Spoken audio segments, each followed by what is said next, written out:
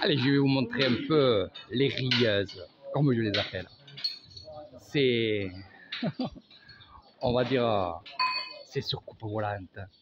Ce que vous verrez dans les rizières, franchement, ce travail-là est vraiment énorme.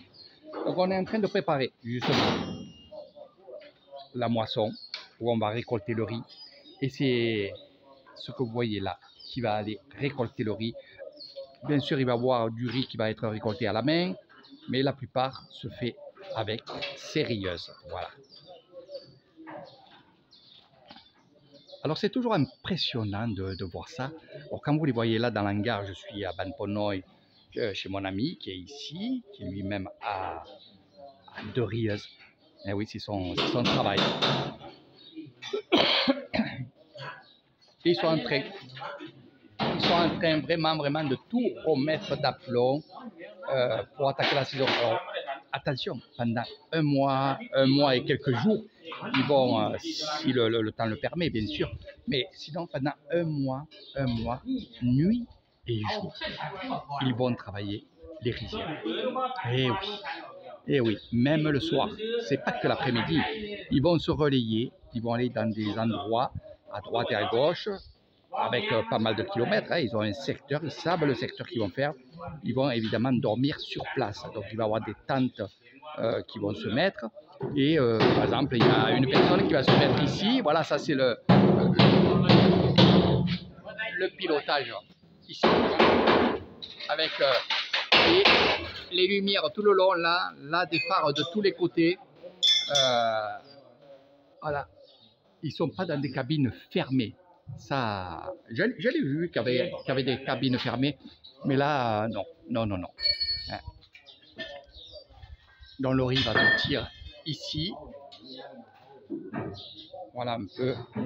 Alors là, c'est du PVC. Donc ça se change évidemment. Hein.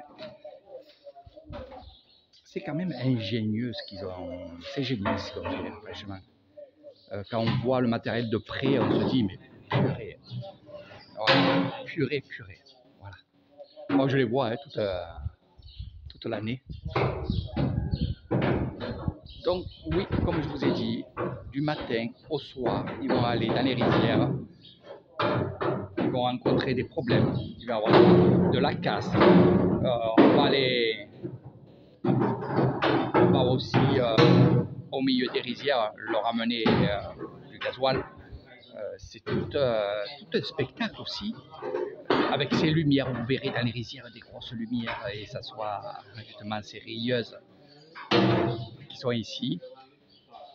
C'est à voir vraiment, c'est à voir, mais il y a un folklore aussi. Parce que on ne gagne pas que de l'argent sur le riz. Alors je vais vous parler de ça justement. Parce qu'il y a des choses que vous ne savez pas et que je dis quand les gens viennent chez moi, je leur dis, mais sur vidéo, je n'ai jamais dit. Alors comment ça se fait, ça, le processus. Le processus, c'est par exemple, moi j'ai des rizières. Mais bien sûr, les rizières, elles sont décalées, c'est-à-dire à 3, 4 jours, 10 jours. Donc ça veut dire que le riz n'est pas prêt, on n'est pas prêt tous en même temps. Et c'est ceux qui font, hein, et c'est ça qui gère. Donc c'est un décalage, le temps de faire une rizière qui est prête. L'autre en attendant elle va être prête 2 à 3 jours après, et ainsi de suite. Mais il arrive que des fois, c'est la nature qui est comme ça, il va y avoir des terres qui vont être prêtes évidemment en même temps. Et il faut savoir une chose, et je vous amènerai dans les rizières et vous faire une vidéo pour vous expliquer, vous montrer surtout, mais les rizières, une fois qu'elles sont prêtes, que le riz à la hauteur de cette tige, bien sûr, ça fait du poids et ça va se coucher. Il suffit qu'il y ait un peu de vent qui arrive de là-bas, ça va coucher le riz. Et si le riz se couche, éventuellement, les rats vont manger et il va y avoir de la perte. Et nous, on ne veut pas qu'il y ait de la perte. Alors, qu'est-ce qu'on va faire?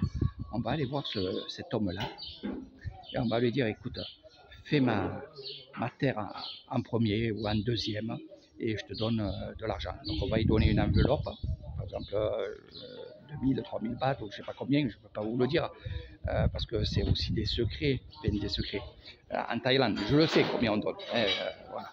Et après, c'est celui qui a le plus d'enveloppes qui va être fait avant. Voilà. Donc ça, il y a des gens qui sont aisés et qui vont donner une enveloppe assez importante pour faire les rizières de ces paysans. Donc ça se fait. Alors, j'appelle pas ça de la corruption.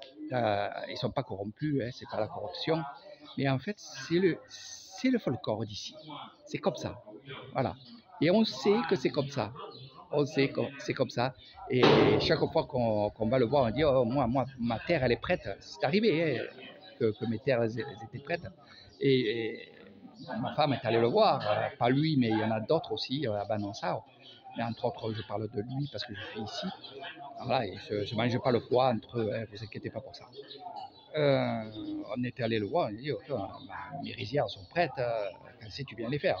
Donc, que ce soit l'après-midi ou le soir. Alors, faire attention parce que il va vous dire, ce soir, par exemple à 10h du soir, j'attaquerai tes rizières. Et à 10h du soir, on allait le voir et voir s'il attaquait nos rizières. Parce que des fois, il y a une personne qui est venue, qui a donné une petite enveloppe, voilà, et il a attaqué une autre terre que la nôtre. Donc voilà un peu comment ça se passe. Et ça, on le sait. Et nous, on rigole de ça. Vraiment, on rigole de ça. C'est un folklore, ça fait partie. Ça fait partie de l'ISAT, ça fait partie de ces moments-là. Voilà. Il n'y a pas d'énervement. Parce que c'est vrai que je me mets à la place des Français, exemple, parce que je parle des Français qui n'ont pas la même mentalité.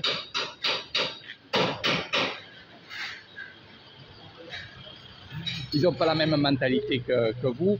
Par exemple, si la personne ici vous dit ouais, on attaque ta terre demain matin à 8h et qu'ils n'ont pas attaqué à 8h, vous allez dire oh, il me prend pour un imbécile, il me prend un con. Voilà, il me prend pour un con. Non, c'est pas ça ici, c'est pas ça. Eh bien, ils vont attendre, ils vont aller le voir et dire oh, tu m'avais dit là-haut, mais en rigolant. Et la personne va y répondre oui, dès que j'ai fini cette terre, j'attends. Donc, et c'est toujours comme ça, c'est un folklore, ça reste depuis 14 ans que je suis ici, c'est comme ça. Donc c'est les anecdotes, c'est leur vie que je vous raconte, c'est aussi ce que je sais, ce qu'on me raconte aussi, ce que je vois évidemment. Et pour ceux qui veulent justement découvrir un peu ce monde-là, qui va attaquer le riz, qui va être séché au soleil, sur la route, là aussi, c'est quelque chose de beau. Dans les villages, c'est quelque chose d'extraordinaire. Venez découvrir l'Isan. À ce moment-là, c'est aussi une beauté de l'Isan. Ça fait partie de la vie de l'Isan. Et c'est vrai que s'il n'y a pas ces choses-là, entre autres les rizières, les trucs comme ça, les rieuses, c'est vrai que c'est pas l'Isan.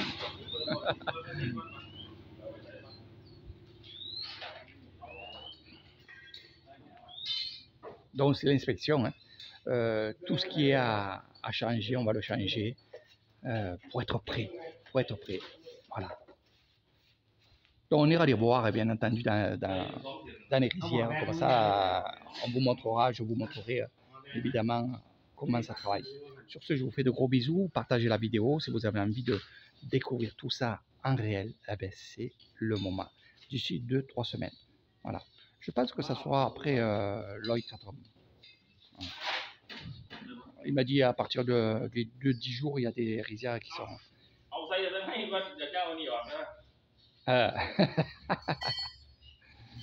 Voilà. Donc je rigole parce que voilà, c'est comme ça. Allez, sur ce, gros bisous.